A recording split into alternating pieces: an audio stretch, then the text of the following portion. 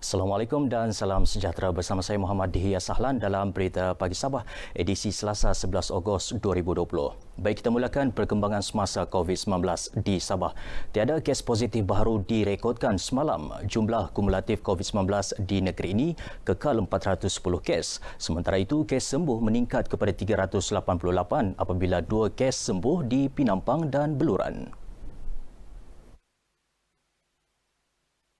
Berdasarkan infografi Kementerian Kesihatan dan Kesejahteraan Rakyat Sabah, bilangan kes aktif yang sedang dirawat di hospital berpakar menurun kepada 14 kes melibatkan 4 daerah. Sandakan mencatat 10 kes aktif diikuti Penampang 2 kes dan masing-masing 1 kes aktif di Kota Kinabalu dan Papar. Angka korban akibat COVID-19 kekal 8 kes. Kesedaran masyarakat akan pentingnya mematuhi prosedur operasi standard SOP Kementerian Kesihatan Malaysia KKM dan Majlis Keselamatan Negara MKN adalah faktor utama kejayaan dalam mengekang penyebaran pandemik COVID-19 di negeri ini. Pengarah Kesihatan Negeri, Datuk Dr. Christina Rundi berkata sekalipun usaha berterusan petugas barisan hadapan dalam mengekang penyebaran pandemik COVID-19 ditingkatkan, usaha berkenaan tidak akan berjaya sepenuhnya sekiranya masyarakat tidak ambil peduli terhadap SOP KKM dan MKN. Nasihat kami kepada orang ramai adalah kita sendiri sekarang menjadi frontline. Apabila kita berada di luar, kita sendiri membuat penilaian tentang apakah risiko untuk kita mendapatkan jangkitan ini jika kita berada di dalam kawasan yang padat. Jika kita berada dalam kawasan di mana orang-orang itu tidak kita kenal dari mana datangnya. Beliau berkata demikian kepada media selepas menghadiri mesyuarat perhubungan ketua-ketua jabatan Badan Berkanun Persekutuan di Sabah di Pusat Konvensyen Antarabangsa Sabah SICC Kota Kinabalu. Tambahnya, walaupun tiada kes baharu dicatatkan di Sabah sejak 9 Ogos, namun pandemik COVID-19 masih belum berakhir. Justru pematuhan norma baharu dalam kehidupan perlu dikekalkan. Kempen imunisasi polio Sabah iaitu pemberian vaksin MOPV dos 3 dan 4 kepada semua kanak-kanak berumur 13 tahun dan ke bawah bagi kawasan Kota Kinabalu dimulakan semalam. Bagaimanapun, pemberian vaksin polio dos 1 dan 2 masih dijalankan. Menurut infografik Pejabat Kesihatan Kawasan Kota Kinabalu, pemberian vaksin polio dos 3 dan 4 secara percuma itu boleh didapati di klinik berhampiran sekitar bandaraya iaitu di Klinik Kesihatan Likas, Telipok, Luyang, Inanam, Manggatal dan Klinik Kesihatan Ibu dan Anak KKIA, Pekan serta KKIA Jalan Kebajikan. Pemberian vaksin dibuka setiap hari kecuali cuti umum mulai 8 pagi hingga 5 petang pada Isnin hingga Jumaat, manakala 8 pagi hingga 2 petang Sabtu dan Ahad. Lokasi tambahan pemberian vaksin pandu lalu juga akan dibuka di Masjid Negeri setiap hari termasuk Sabtu dan Ahad bermula 9 pagi hingga 4 petang kecuali hari Jumaat dan cuti umum. Sebarang pertanyaan orang ramai boleh menghubungi Pejabat Kesihatan Kawasan Kota Kinabalu di talian 088 726 352. Kempen pembudayaan norma baharu dilancarkan Perdana Menteri Tan Sri Muhyiddin Yassin beberapa hari lalu membuktikan keseriusan kerajaan memperkasa masyarakat untuk melindungi diri, keluarga dan komuniti dalam memerangi pandemik COVID-19. Tinjauan di kawasan tumpuan orang ramai sekitar Pinampang mendapati orang awam positif dengan usaha pelaksanaan kempen pembudayaan berkenaan. Antara strategi norma baharu ditekankan dalam kempen tersebut pastinya amalan perlindungan diri yang berupaya membawa perubahan membendung pandemik ini. Orang ramai mengakui ia perlu dilakukan bukan hanya untuk mengelak di kompaun tetapi demi keselamatan dan kesejahteraan semua. Kelebihannya untuk menjaga diri lah begitu. Supaya kita jangan takut terjangkit begitu. Sentiasa kita pakai. Bagi saya Okey lah dorang bagi kita dorang buat keputusan begini untuk kita semua sebab ini untuk kebaikan kita juga lah. Kelebihan dia supaya mengelakkan dari jangkitan COVID. Iya, sebab itulah nasihat dari Perdana Menteri kita. Kita tengok kan sekarang kan publik sudah boleh pergi mana-mana. So I think kalau kita mau menjaga antara kita sama kita kena pakai mask lah. So kita menyawat seruan kerajaan lah sebenarnya.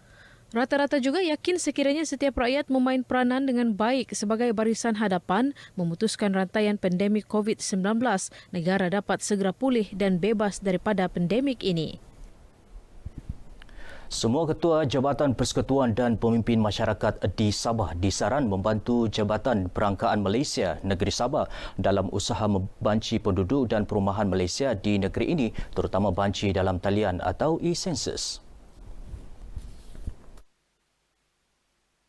Setiausaha Persekutuan Sabah Datuk Samsuni Muhammad Noor berkata, kerjasama ketua-ketua jabatan akan membantu Jabatan Perangkaan Malaysia Negeri Sabah mencapai sasaran 35% banci e-census yang telah diedarkan menerusi 70,000 poskad. Setakat ini hanya 5% yang memberi maklum balas.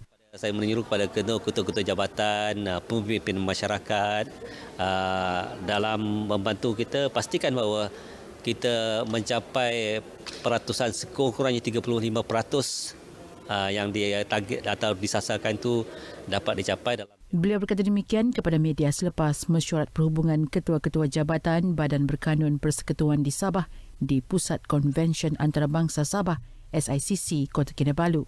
Sementara itu, Pengarah Jabatan Perangkaan Malaysia Negeri Sabah Nur Hayati Jantan berkata pelaksanaan poskad banci pada tahun ini bertepatan dengan amalan normal baharu, meminimumkan kontak antara individu dan petugas banci berikutan pandemik COVID-19.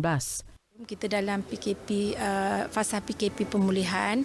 Jadi pada tempoh itu juga kita menjalankan banci penduduk dan perumahan. Jadi kita amat mengharapkan agar rakyat Malaysia ni respon ataupun menjawab soalan-soalan banci melalui dalam talian lah, iaitu sistem e-census.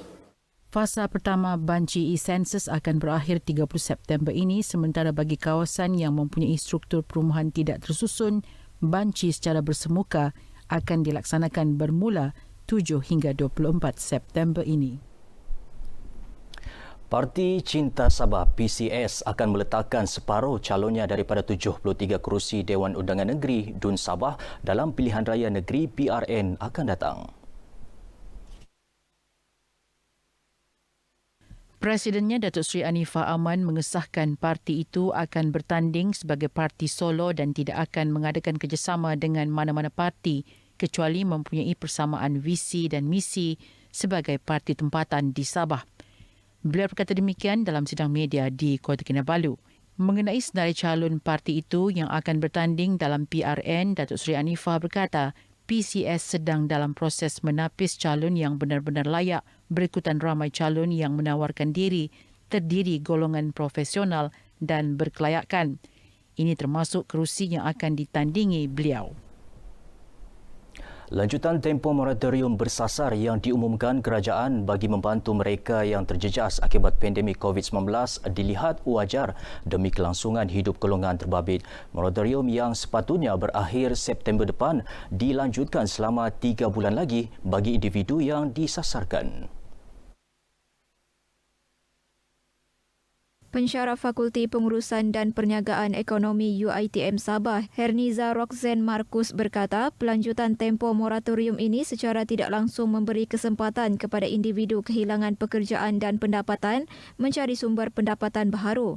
Dalam masa sama, ia memberi situasi menang-menang kepada pihak terlibat termasuk sektor perbankan untuk mengatur dan mengendalikan sistem kewangan dengan lebih berkesan. Memberikan sedikit kelegaan kepada mereka dan dapat lagi peluang mereka untuk berbelanja, dapat memberi sedikit masa untuk mereka cari kerja baru bagi yang telah diberhentikan kerja, dapat yang kerja sendiri mungkin boleh meneroka bidang baru.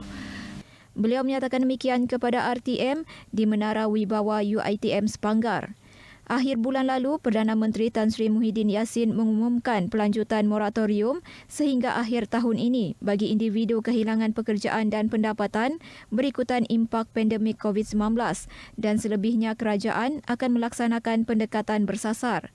Individu atau peminjam yang layak boleh menghubungi institusi perbankan mereka bagi membuat permohonan lanjutan bermula 7 Ogos lalu.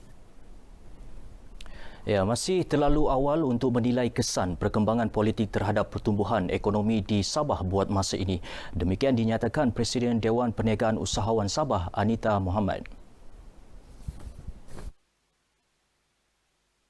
Menurut Anita, ketika dihubungi RTM susulan pembubaran Dewan Undangan Negeri DUN Sabah baru-baru ini, para peniaga dan pelabur mengambil pendekatan tunggu dan lihat. Ini kerana biasanya kerajaan yang akan mendapat mandat akan membawa polisi yang sedikit berbeza. Katanya, pakej rangsangan dan stimulasi yang dilaksanakan kini mungkin akan tersekat. Tambah beliau, pilihan raya negeri kali ini memberi kesan kepada ekonomi negeri kerana pilihan raya merupakan satu proses pemilihan pemerintah bagi menentukan kerajaan akan menerajui dan mentadbir negeri untuk 5 tahun akan datang. Sabah bakal menjadi antara pengeluar produk Rozelle dan sarang burung Walid di pasaran global melalui pembukaan kilang di Taman Perindustrian Kota Kinabalu KKIP bagi memproses kedua-dua produk itu. Pengasas sebuah syarikat Bumi Putra Zamri Abu melahirkan keyakinan itu berikutan potensi kedua-dua industri itu di Sabah yang masih baru dan sumber serta bahan-bahan utama penghasilan produk tersebut mudah didapati. Katanya syarikat itu telah pun memulakan kilang memproses produk Rozelle sejak lebih setahun lalu, manakala proses menghasilkan produk minuman burung Walid akan dimulakan September depan. Zamri berkata pemilihan Sabah bertepatan dengan peluang perniagaan yang luas di negeri ini selain memberi peluang ekonomi dan perniagaan kepada penduduk Sabah khususnya di luar bandar. Ketika ini, kilang berkenaan menghasilkan produk minuman Rozelle antara 2 hingga 10 tan dalam tempoh seminggu hingga sebulan. Sementara bagi produk minuman burung Walid pula dijangka menghasilkan 10,000 botol bagi setiap 10 kilogram sarang burung Walid. Zamri menyatakan demikian kepada RTM selepas menjadi tetamu dalam rancangan Kami Bah ini di Kompleks KKMM Kepayan. Saudara, sekian dahulu berita Pagi Sabah. Budayakan norma baharu, pandemik COVID-19 belum berakhir. Saya Muhammad Dihiya Sahlan. Assalamualaikum dan salam sejahtera.